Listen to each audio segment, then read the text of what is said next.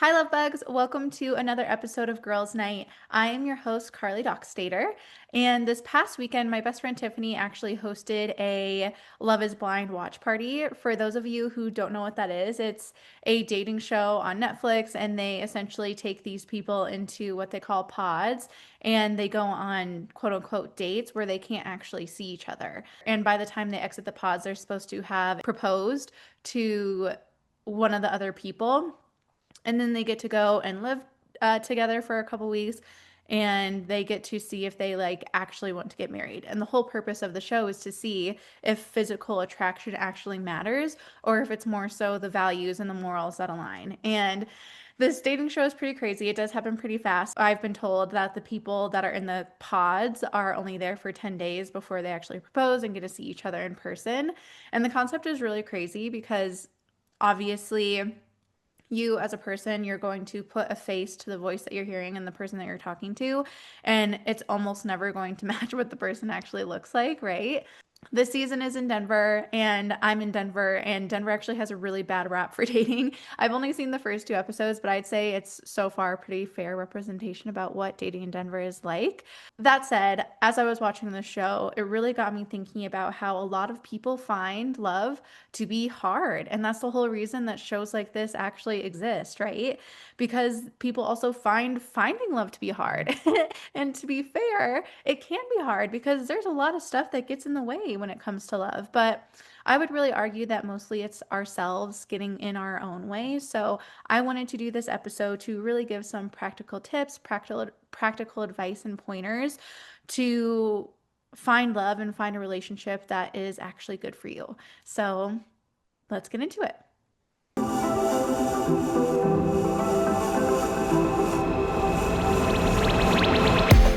Hi, everyone. Life can get a little crazy, so let's talk about it. If you're ready to dive deeper, talk about what really matters, and feel a little more empowered, then you're in the right place. I'm your host, Carly Dockstader. I'm a life coach, baker, dog mom of two, and you're always there for you, gal pal. And I'm so excited to have you join me. So grab your fuzzy socks, put on your comfy pants, and let's have girls' night.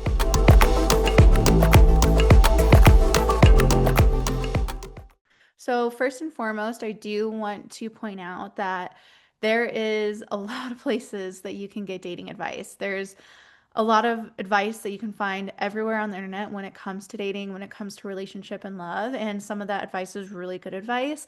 And I would say that a lot of the advice that you're hearing on the internet just flat out is not good advice. And don't come for me. I do realize the irony of me being on the internet giving you dating advice, but my goal really is to be in that healthy advice for how to find love. And the reason that I say that there's a lot of bad advice on the internet is because a lot of advice comes from people who don't actually understand how relationships work, and it's coming from people who haven't actually healed themselves, and so they're projecting their own insecurities out onto other people, probably without even realizing it, to be honest. And a lot of the dating advice that I have found on the internet is all focused around playing games, trying to get the upper hand. But love really isn't about having the upper hand, and if that's the mindset that you're in, then you're never going to find the healthy, safe, stable love that you're truly wanting to have, because the whole time you're playing games. And if you're a healthy person that is looking for a relationship, you're not going to tolerate somebody else who is playing games with you and who is playing games with your heart. Once you get to a healthy place, it's pretty easy to spot when people are playing games rather than being serious. So if something feels off that you hear on the internet, listen to that voice, listen to that little inkling of intuition, because if it feels off, it probably is off. And I actually have experience with this myself. I remember a really long time ago, it was like years ago, I went through this breakup and I was looking at this dating advice on the internet, and I forget exactly what the website was, but it was talking about how you should go no contact so this person thinks about you and how they reach out to you. And everything that I was reading, just something about it felt off to me. And when it comes to no contact, this is kind of a tangent, but I'm going to talk about it anyways. When it comes to no contact, the whole purpose of going quote unquote no contact is to help yourself heal. So it's allowing yourself the space to actually come to a grounded and centered place. If you're going no contact with somebody to get a reaction out of them or to get them crawling back, that's when it becomes a game because you're not actually doing it for a good purpose. You're doing it to manipulate the other person into doing what you want them to do. And so I remember reading this and thought that it was stupid because at this point where I was at, I wanted to talk to this person and talk things through. So that's exactly what I did. I reached out to that person, asked if we could talk. We talked. I felt a lot better afterwards. Did it go exactly how I wanted to? No, of course it didn't because we don't have control over other people. But I got what I needed from that conversation because I actually reached out and then I was able to move on.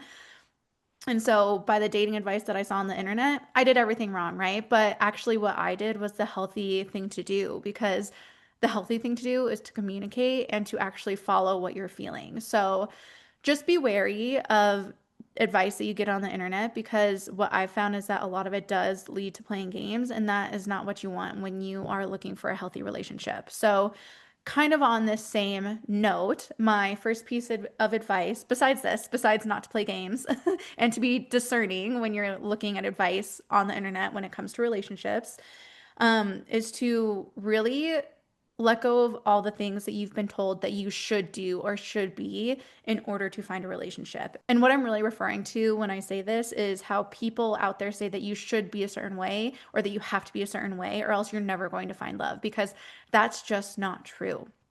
And a really good example of this with women is that we're told that you have to be feminine and soft in order for a man to actually love you. And newsflash, that is just not true. It's just not true. Like, you do not have to be this soft, feminine, soft spoken woman that loves to dress girly and loves to wear dresses and frolic through fields and raise kids and do whatever. Like, you do not have to be that person in order to find love. That is just a projection of what somebody else thinks they need to do in order to find love. But I'm here to tell you that that's not true. You need to be true to who you are and to your own morals and values along the way. So, first and foremost, just get rid of all the shoulds that you have in your head when it comes to dating and when it comes to love. And the reason it doesn't work, the reason that these shoulds don't work is because it's forcing you to pretend to be a person that you're not. And so when you're pretending to be someone that you're not, you are going to be attracting people that like the person you're pretending to be. So you're never going to feel at ease in that relationship. You're never going to feel like you can truly be yourself. And you're never truly going to feel seen because this whole time you're pretending to be someone else and you're having to keep up this charade in order to keep that person.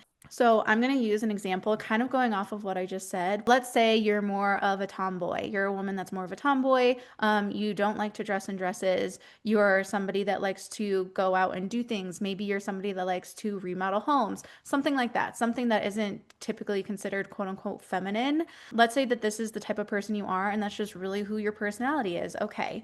So let's say you heard this advice that you need to be more quote unquote, again, quotes for a reason, feminine. So you start dressing in a different way rather than wearing pants and pantsuits and whatever you like to wear normally. You start wearing dresses, which you hate, you feel uncomfortable in, but you force yourself to wear them when you go out because you've been told that that's what you need to wear in order to attract a man.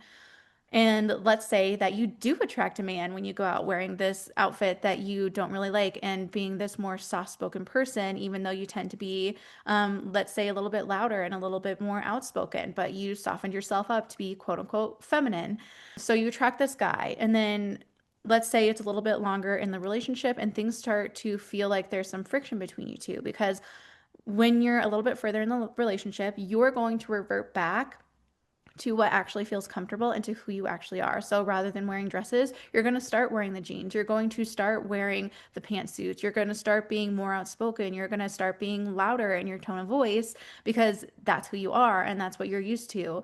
And now that you're comfortable in the relationship, that's going to actually start to come out because there's only so much time that we can actually keep up a facade about ourselves because our true selves really do want to shine through. But so your true self is shining through. The more tomboy side of you, the more outspoken side of you is starting to shine through in the relationship. And so now that man that you attracted is saying, you know what, she's just not the same that she used to be. She's not the woman that I met. She just doesn't dress the way that she used to anymore. Like, she is really argumentative or whatever. He's going to start saying all these things because it's just in friction with the person that you portrayed yourself to be when you first met at the beginning of the relationship. But that's where all these like frictions start to come from because truly you are being a different person than that person first met at the relationship. So by pretending to be somebody you're not, you're actually doing yourself both a disservice because you are trying to fit into a box that you were not ever meant to fit in, but you're also attracting a person who fits into that box. So you're preventing them from finding their person that also fits into that box, and you're preventing yourself from finding the person that fits into your box because the person that you are at your core is going to attract a different person than who you're pretending to be. I hope this is making sense as I talk about this. I know that it can be a little bit confusing, but the more you pretend to be someone that you're not, the more you're going to attract people that are not actually aligned for you long term. The more you come back home to who you actually are, and the more you portray that consistently out in the world, the faster you are going to find somebody that jives with you. Because if you're somebody, as in this example, that likes to dress more tomboy, let's say you're a little bit more rough and tumble than soft spoken, then you pretending to be soft spoken and liking to dress up in fancy dresses, you're going to attract that man that likes the woman like that. But if you're actually somebody who honors yourself and honors your rough and tumble side and honors your outspoken side and honors your tomboy side, you eventually are going to find a man that finds that stuff attractive because that's actually who you're portraying yourself to be. But really, at the end of the day, the whole point is about it's not about being a specific person to attract something else. It's about being who you are. It's about wearing what you like to wear. It's about aligning with your morals, your values, so that you can actually attract the person that aligns with that frequency of who you actually are rather than someone you're pretending to be. Okay, so that brings us to the next thing you're going to do. So, first of all, you're forgetting everything that you've been told that you should be doing for all the reasons I just stated. Next, you're going to get really familiar with who you actually are. And that's it. You're not going to change anything about yourself at this point. You're just figuring out who it is that you are.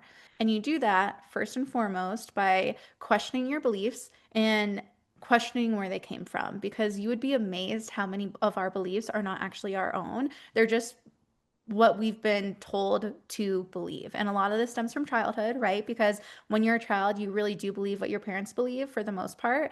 As we grow up and have our own experiences, we tend to shift our views on a lot of things. And maybe it's somewhere in the middle. Maybe you still believe what you did as a child. Maybe you do have similar beliefs to your parents. Maybe you have similar beliefs to other people. But it's really important to question where that comes from. Because if you're just blindly following beliefs without actually believing it at your core, then there's a misalignment there, right?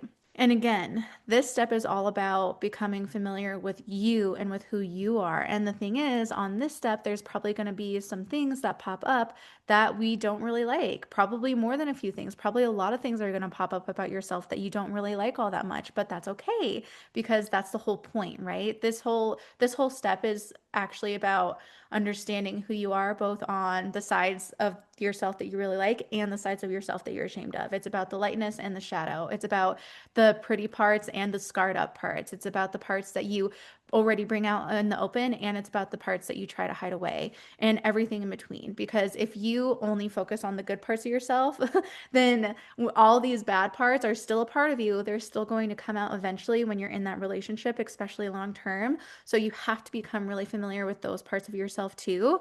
And it's not necessarily about just staying stagnant and not letting yourself grow, but it is about understanding who you are and acceptance of who you are, right? Because you can accept something as it is while also wanting it to change. So be really honest with yourself about how you show up, who you are, and who you're being, okay? So I'm going to share just a few examples of questions that you can start asking yourself to get really familiar with who you are. And I want you to do this as much as possible as you're going throughout your day-to-day life. So you can start with really basic questions to kind of just warm yourself up, but ask questions like, what is my favorite color? Was this always my favorite color? When did this change? Is this a similar favorite color to anybody else I know? What is my favorite dessert? Did my mom and dad have this favorite dessert? Why is it my favorite dessert? What specifically do I like about that dessert? Do I like the chocolate aspects? Do I like the creamy aspects? And then you can start to gradually get a little bit deeper about your behaviors and about your beliefs. So ask yourself, what do I believe about abortion? Why do I believe that? Am I pro-choice? Am I pro-life? Do I fall somewhere in the middle? Do I think there's a gray area when it comes to politics? When it comes to religion, what do I believe? What do I identify in my religion? Do I believe everything that I was taught with my religion, or do I not? Do I agree with everything my parents say is more morally correct, or do I have differing beliefs than what my parents say? Hey, is this something that I actually believe myself, or do I just believe this because I was told to believe this as a child? Another example, how do I act when I'm mad? Do I shut down? Do I need space? Do I outburst? Do I yell at people when I'm mad? Do I get really frustrated? Another example, what do I need when I'm feeling sad? Do I need just a little cuddle? Do I need a sweet treat when I'm feeling sad? Do I need to take a second to do some self care, maybe take a bubble bath? And on that same note, how do I like to act when I'm happy? What do I like to do to celebrate? When I have free time, what do I like to do to honor myself? Do I like to fill up that free time doing something, or do I like to use up that free time relaxing? What are my favorite shows that I like to watch? What is my favorite band? Does that change frequently, or does it stay pretty steady? Is there anything in my past that I am ashamed to share with people? And if so, why am I ashamed to share that with people? Are there certain achievements that I'm more proud of than others? And I know that this is a lot of questions that I'm sharing, but this is how familiar with yourself that you have to get. And again, be honest with yourself, because the questions that we're uncomfortable with are just as important as the questions that we're comfortable with, okay? And to be fair, this is going to be a process, and you're going to be somebody that changes throughout your life. So it's actually really important to kind of check in with yourself throughout your life to see if these things are still the same, if they still stand, or if things have changed, because our political views can change, our religious views can change, our favorite things can change, just who we show up as can change, our morals and our values can change based on our experiences, what we see, what we feel, and just growing up and maturing. So it's really important to check in with yourself and understand how you're changing from who you used to be to who you are now and where all of that is coming from. So, what we've gone through so far, you've gotten rid of all the shoulds of what you should be in order to find a relationship, quote unquote. And then you've gotten really familiar with yourself of who you are. And so, the next thing that you're going to do once you're familiar with yourself, you're going to get crystal clear on the type of relationship that you actually want and the type of partner that you actually want. And it's really important to get familiar with this, because this is going to be different for every single person that you come into, right? Like, a successful relationship is going to look different for me than it looks for my sister, than it looks for my mom, than it looks for my best friend, right? We all have different wants in a partner, and we all have different wants in a relationship. So, a really good example of this is that there's so much debate around whether relationships should be 50-50, or whether there's more traditional gender roles. There's no one right answer with that. There's just what you want for your life, and then align yourself with another person who wants that same thing. So again, I'm going to give you some questions that you should really consider when you think about your future relationship, that you probably have not considered yet, that you really need to get crystal clear on, because then you can use these as kind of like guiding lights as you're going through and as you're out in the dating world, to really weed out who is good for you, who is not good for you, who is aligned with you, and who is not. So, first and foremost, in your relationship, how do you handle finances? Is your husband in charge of finances? Are you in charge of finances, or are you handling them together? What is the specific setup with your bank account? So, do you want joint accounts? Do you want separate accounts? Or do you want a joint account and separate accounts? Do you want kids? And if you want kids, about how many kids do you want? And then when you do have kids, who's the main caretaker of the kids? Or is it more 50-50? Do you have an open home? So are people allowed to just stop by whenever? Or do you have more of a closed home where people need an invite to come over? And this is one that can actually cause a lot of resistance, because for someone like me, I really like my private time, but I also do enjoy when my friends just stop over. But if it was a constant stream of people coming in all the time, I think that would be very overwhelming for me, to just constantly having other people in my home. So for me, it's kind of a happy medium, right? Where sometimes people can come over, but if it's happening all the time and people are staying over late all the time, that would be too much for me. And that would cause resentment in a relationship for me. So it's important to understand that about yourself too. But then I've had friends in the past where where they just have their friends over all the time. It's basically like they have living roommates all the time, but it's always these different people. And if that works for you, that works for you. But you need to make sure that you're aligned with someone in that area. Do you want to have more traditional gender roles or do you not? So my best friend Sarah, she and her husband kind of have flipped gender roles in a way where my friend Sarah, she's more of the breadwinner, but then her husband takes on more of those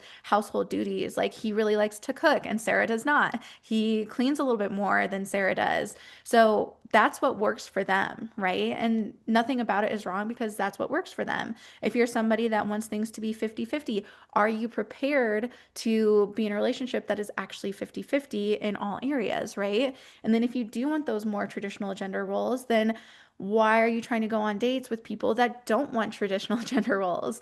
And this is really important because I feel like when we're dating, it's really easy to be like, oh, it's okay, we can figure it out later. But some of these things are actually really major things that are the cause of relationships failing because you just don't align. And when we have that mindset of, oh, we can figure it out later, I think that mindset more tends to turn into, well, I can change their mind later. And that's such an unhealthy way to start a relationship and to be in a relationship. And on that note, to take this a step further, you really need to figure out your non-negotiables. So an example of that for me, a non-negotiable is that I want to have kids. I want to be a mom. And I really want to be with a man who not just wants to have kids, but also wants to be a husband and a father. Hi, Lovebug. I've got a juicy little gift for you. And if you've been feeling off, stuck in your head, or like your vibe just is not vibing lately, then this is for you. I created a free guide called The 3 Secrets to Creating a Magnetic Energy Shift right now. And it's exactly what you need to start shifting your energy instantly. These are the exact tools I use with my private coaching clients when they're ready to stop chasing and start attracting. We're talking powerful, we're talking practical, and yes, of course, we are talking a little bit woo, but in the best possible way. In the guide, you will learn how to clear energetic blocks, activate your most irresistible frequency, shift into receiving mode, and there's even a bonus secret on how to use your body language to instantly boost your confidence and presence. So if you're ready to feel like the version of you who turns heads, magnetizes opportunities, and walks through the world like the main character, then this is your sign. Head to the show notes and click the link to download your free copy. It is quick, it is powerful, and it is going to leave you feeling like, damn, I really am that girl. All right, let's get back into the episode. That's a non-negotiable for me as somebody that has that mindset. So when I go on a date with a guy that's like, no, I don't want kids, that is not a clue for me to say, hey, you know what? I can change his mind later. Once he falls in love with me, he'll change his mind. Do not do that. I take that as a clue as, hey, we are not compatible in this area. This is a non-negotiable for me. This is not something I am willing to give up or compromise on. So that just says we're not compatible long term. It doesn't say that they're a bad person. It doesn't say that I'm a bad person. It just says, hey, we're not the person for each other. No harm, no foul. We're going to move on to the next, okay? And again, you can use especially these non-negotiables as your North Stars as you're dating. And I know that it kind of sucks if you have a connection with someone in other ways, but if you do not align on your non-negotiables, then do not compromise yourself for that and do not try to change the other person because people can feel when you're trying to change them. And you're not sneaky. People pick up on that shit, you know? And something too that I want to bring up here is, and I think this actually relates to my intro at the beginning where I was talking about Love is Blind.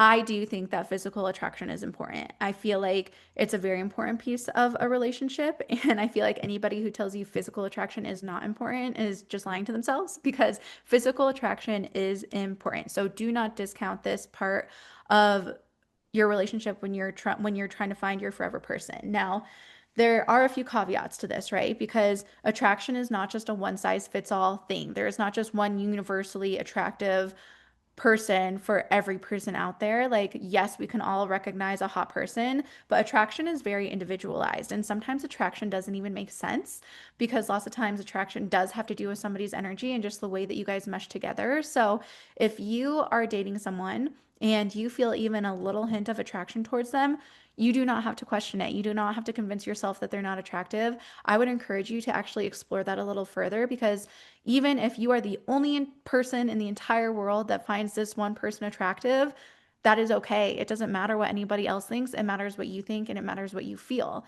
And I would say too that if there is that little negative attraction there, then as you fall in love with this person and as you establish that steady, stable, long term love, that attraction is going to grow more and more because when we're in love with someone, they do become more attractive to us. And you don't have to explain it to anybody. Again, it doesn't matter if nobody else in the world thinks that this person is attractive. It only matters what you think, it only matters what your partner thinks. Okay. So the next thing that you're going to do to really hone in on these and really make sure that you're in a spot where you can attract healthy love and find a really good relationship for yourself. Now that you've understood who you currently are in this moment, now that you've gotten rid of all the things that you should be doing, and now that you've gotten familiar with the type of relationship that you want, I want you to take a minute and imagine yourself in this dream relationship 3 years down the road. And I want you to see yourself in that vision 3 years down the road and really understand who you are in that relationship and how you're showing up in that relationship. And then ask yourself, is this aligning with who I currently am? Or in this vision, am I a different person? Am I showing up in a different way than who I'm currently being? So, for example, in your mind, you see yourself as a fitter person than you actually are. Okay, there's nothing wrong with that. First of all, when it comes to body, I know that there's a lot of things that we can feel really self conscious about. I feel self conscious about my body sometimes, and really, it should be more about your health than anything and how confident you feel in your body. But if you see yourself being a fitter person, then that's your sign to be like, hey, you know what? Now I can start going to the gym or I can start doing yoga or I can start going on walks around the block because you are getting yourself one step closer to the person you picture yourself as in that relationship. Another example, maybe you see yourself as someone who handles arguments really well rather than just reacting and going off the wall. Maybe you're somebody that's actually able to take a step back and understand their anger and actually communicate that in a productive way to their partner. So if there's a mismatch there, then you can say, hey, I'm actually going to start practicing showing up in this way that I want to be in every single other argument that I have with every single other person in my life, right? And it is going to take practice because those patterns aren't something that you can just break overnight most of the time. It is something that you have to learn and that you have to go through. But if you see yourself as this person that handles arguments really well, and right now you handle them pretty poorly, then that's just your cue to take a deeper look at that because the only reason that you're envisioning yourself in this way is because you know on a deeper level, on an energetic level, on a subconscious level, that that's actually a possibility for you. And so, because you're that person in your vision, that's somebody that you're able to become. And the only way to get there is to actually start being that person, to be quite honest. Like, you don't become a forgiving person by never forgiving somebody. You don't become a forgiving person by holding on to grudges. You become a forgiving person by learning how to forgive, right? And you learn how to forgive by actively going through the process and going through the steps of forgiving other people when they do you wrong. And so take a really good look at who you see yourself being in this relationship and start taking the steps now towards becoming that person. And this isn't to say that you have to perfectly be that person in your vision in order to find love. Not at all, because there's, again, I think I've already said this, there's always going to be things that we can improve upon about ourselves. And it's always going to be an ongoing journey to get to where we want to be because the goalpost is always moving. Once we reach one step, we're always looking for another one to reach, right? But the whole point is taking the steps to be that person. And then, to be quite honest, in a relationship, sometimes the relationship, once you already start that momentum, the relationship itself can actually help propel you forward even faster once you've already had the process in motion beforehand. And on that same note, as you're looking at the person that you want to be, understanding if it's in alignment with who you are currently, then you really have to stop blaming other people for all the bad things that are happening in your life. You have to stop blaming your exes for why the relationship didn't work and start instead looking at your own patterns of behavior. Because I hate to break it to you, babe, but sometimes you're the toxic one too.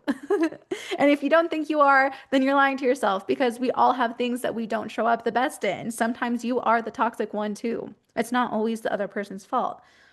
So, this piece is really about exploring those pieces of you, getting familiar with them, and understanding your triggers so that you can respond better the next time it happens rather than blindly reacting in whichever capacity this is in. Because we all have our fallacies, right? I'll give you another example from my own life where in a previous relationship, and I've talked about this relationship before, I won't go through all the details, but for a really long time, I blamed this guy for everything that went wrong.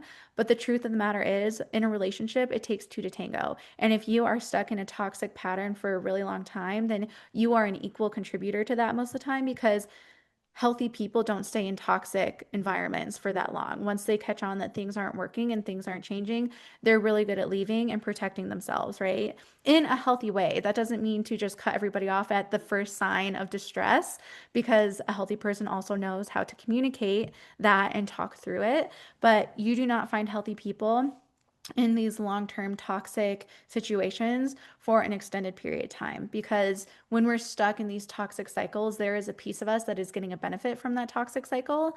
And so this example for me in this relationship, I blamed him a lot for everything that was going on, as I said, and why everything went wrong. But when I actually was able to take a step back and really look at it, one of the biggest things that I was not able to do, I was not able to communicate at all about what I was feeling, specifically my anger. So rather than communicating it, I would stuff all my anger, all my frustration, all my hurt down and pretend like everything was fine. I was so good at being the cool girl, the chill girl. But guess what?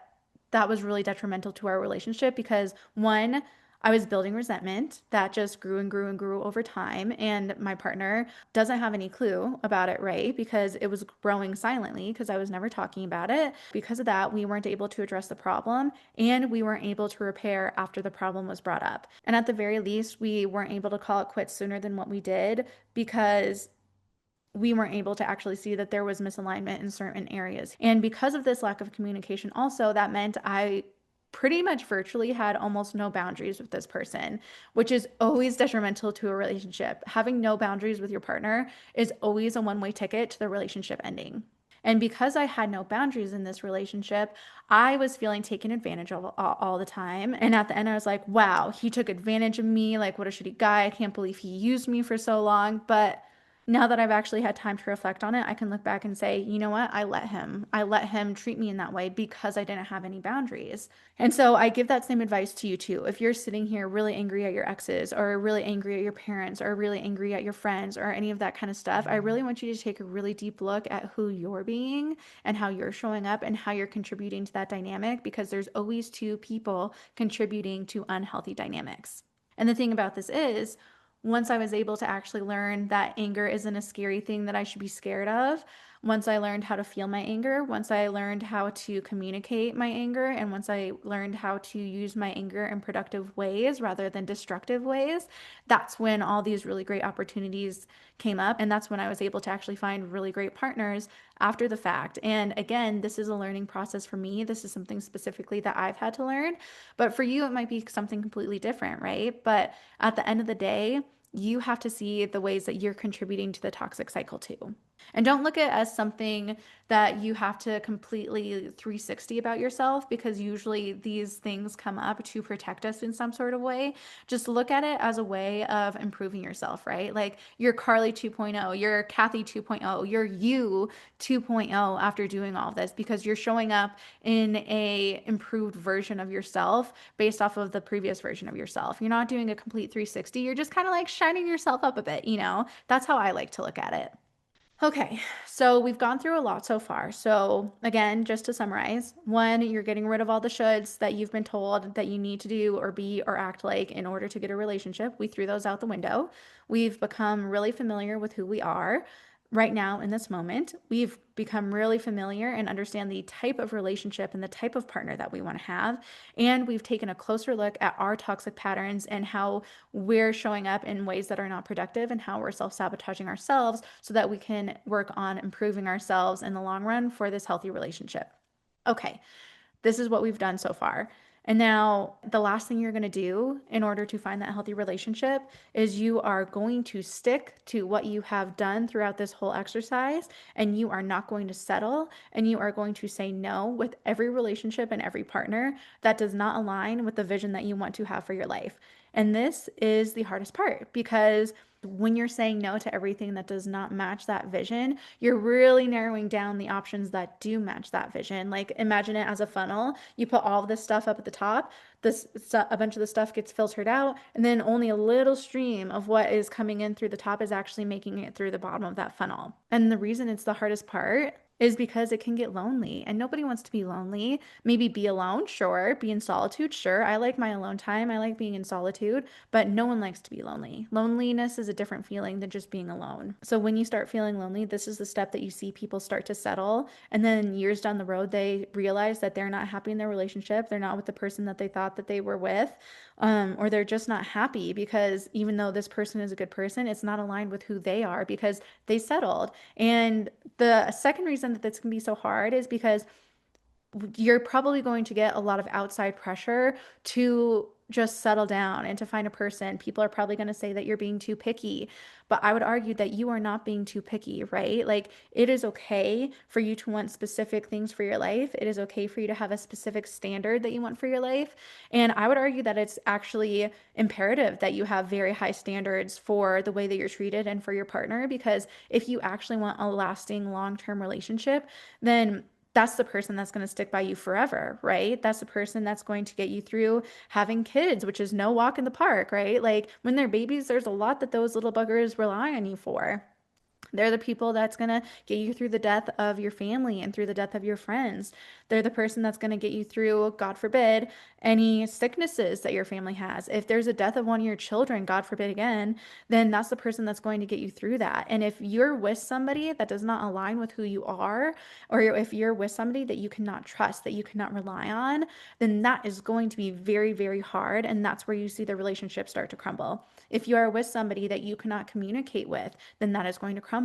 You're going to feel alone, even though you have a partner. If you're with somebody that you cannot be your full self with, again, you're not going to feel seen and you're not going to feel fulfilled in your relationship. And eventually it's going to end, or you're just going to build resentment years and years and years down the road and you're not going to be happy.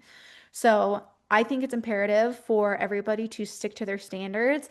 And the thing about this is when you stick to your standards, again, much like the attraction factor, how we all have different versions of what we find attractive, we all have different versions of the standards that we want for our life, of the standards that we want for our relationship, of the relationships that we actually want in our life. That is going to look different for everybody. So there is going to be your match out there to match what you want, as long as you're aligned with that and as long as you keep your standards high. So I know that it's really hard to feel lonely, but that loneliness also gives you an opportunity to just dive deeper into yourself and to explore yourself a little bit more, Like you get to use that loneliness as fuel to create an even better life for yourself now, which is the starting point for an even better relationship down the road. And if you are feeling lonely, that's also a really good chance to reflect on why you're feeling lonely, Because at the end of the day, like a relationship shouldn't be the your one and only focus. Like when you are fulfilled with your friends, when you are fulfilled with your family, and when you are fulfilled with yourself, it takes a lot of the pressure off of your relationship being 100% like the your only guiding light, right? Because that's a lot of pressure for your partner to face. At the end of the day, do not settle. If you're dating someone and something just feels off about it and you can't explain why, then listen to it, explore it, ask yourself, is this my fear talking or is this my intuition speaking to me? And sometimes it can be hard to determine the difference between the two. But my biggest thing that I always go back to is that fear is loud, intuition whispers, right? So if something is whispering to you that this relationship that you're in is not quite right, but you don't even have a logical explanation for it, listen to it because that means that there is something better for you out there, okay? And I want to end the episode with this. There is this narrative out there that you need to fully love yourself in order for someone else to love you. And that is just not true. I do not buy into it because there are always things about ourselves that we're not going to like. There are always things about ourselves that we're going to feel a little bit ashamed of. There are always things about ourselves that we wish we could do better or improve upon. That is always going to be something that is present in our lives. So you do not need to fully love yourself in order for someone to love you. In fact, I would argue that the only way for someone to love you is to let yourself be loved in the messiness. It's to let yourself be loved in that disastrous, like dark place. It's to let that love in, even when it feels scary to let that love in. Because again, nobody's perfect. We're never going to be perfect. Perfect is, it doesn't exist. It's not real. So rather than just focusing on fully loving yourself, I think it's more important to foster self-trust within you, because when you have that self-trust and when you fully trust yourself, that's when you're able to actually let love in at its full capacity, because you know that if it does not work out, then you got yourself. You know you'll be able to pick yourself back up at the end of the day if every single thing falls apart, because you have that inner trust in yourself. And so more so than trying to love yourself fully, just make sure to work on your trust in yourself, because self trust is a piece that allows you to take the risk that love requires. All right, so that is it for today on that. I hope that this was helpful for everybody who is on their journey in finding love, looking for healthy love, not wanting to play games in the love department. I hope this is helpful. This is where I've come to with all my experience in this department. And trust me, I have done a lot of the bad stuff when it comes to relationships. I won't say I'm an expert on this, but I know what it's like to have my heart broken. And I know what it's like to pick myself up and to be on the journey of finding healthy love. But I think I'm going to do a part 2 to this episode as well, where we talk about how to actually keep that healthy love once you find that healthy love. So stay tuned for that. But in the meantime, I will see you guys next week. Love you. Bye.